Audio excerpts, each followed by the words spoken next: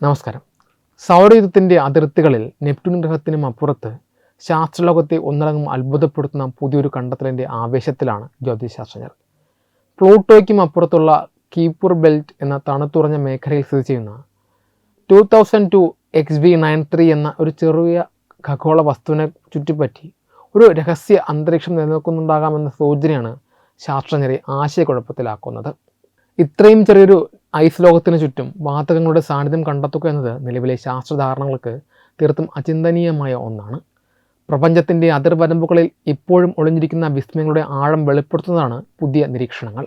ഭൂമിയിൽ നിന്നും കോടിക്കണക്കിന് കിലോമീറ്റർ അകലെയുള്ള ഈ വസ്തു ഒരു വിദൂര നക്ഷത്രത്തിന് മുന്നിലൂടെ കടന്നുപോയപ്പോഴാണ് ഈ അപൂർവ പ്രതിഭാസം ശാസ്ത്രജ്ഞരുടെ ശ്രദ്ധയിൽപ്പെടുന്നത്.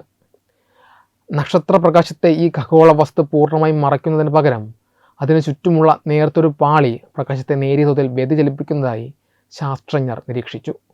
അമേരിക്കയിലെ പ്രശസ്തമായ ഗ്രാൻഡ് കാന്യൻ്റെ നീളത്തോട്, അതായത് ഏകദേശം 470 കിലോമീറ്റർ മാത്രം വ്യാസമുള്ളൊരു ചെറിയ വസ്തുവാണിത്.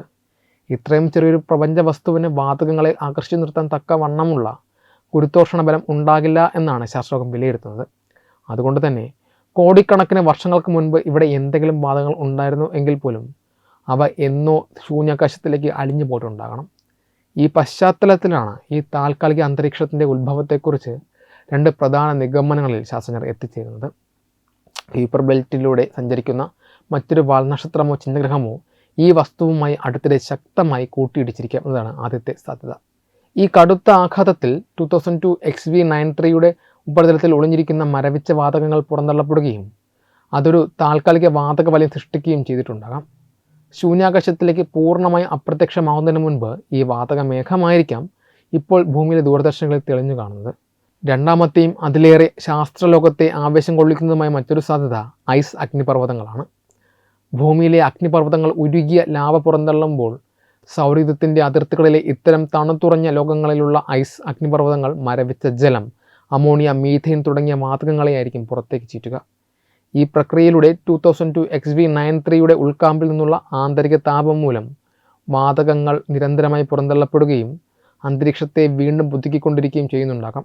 അങ്ങനെയെങ്കിൽ പ്ലൂട്ടോയെ പോലെ തന്നെ ഈ ചെറിയ ലോകത്തിൻ്റെ ഉള്ളിലും സജീവമായ ഭൗമപ്രവർത്തനങ്ങൾ നടക്കുന്നുണ്ട് എന്ന് ഉറപ്പിക്കാം. നിലവിലെ സാങ്കേതികവിദ്യ ഉപയോഗിച്ച് ഈ ദുരൂഹ അന്തരീക്ഷത്തിൻ്റെ കൃത്യമായ രാസഘടന എന്താണെന്ന് പൂർണ്ണമായി മനസ്സിലാക്കാൻ ശാസ്ത്രജ്ഞർക്ക് കഴിഞ്ഞിട്ടില്ല. എങ്കിലും പ്രപഞ്ചത്തിൻ്റെ ഉത്ഭവകാലത്തെ അവശിഷ്ടങ്ങൾ സൂക്ഷിച്ചിരിക്കുന്ന കുയിപ്പർ ബെൽറ്റിലൂടെ ഇത്തരം ചെറു ലോകങ്ങളെക്കുറിച്ചുള്ള പഠനം സൗരയൂഥത്തിൻ്റെ പരിണാമത്തെക്കുറിച്ചുള്ള പുതിയ അറിവുകളിലേക്ക് വിരൽ ചൂണ്ടുന്നതാണ്.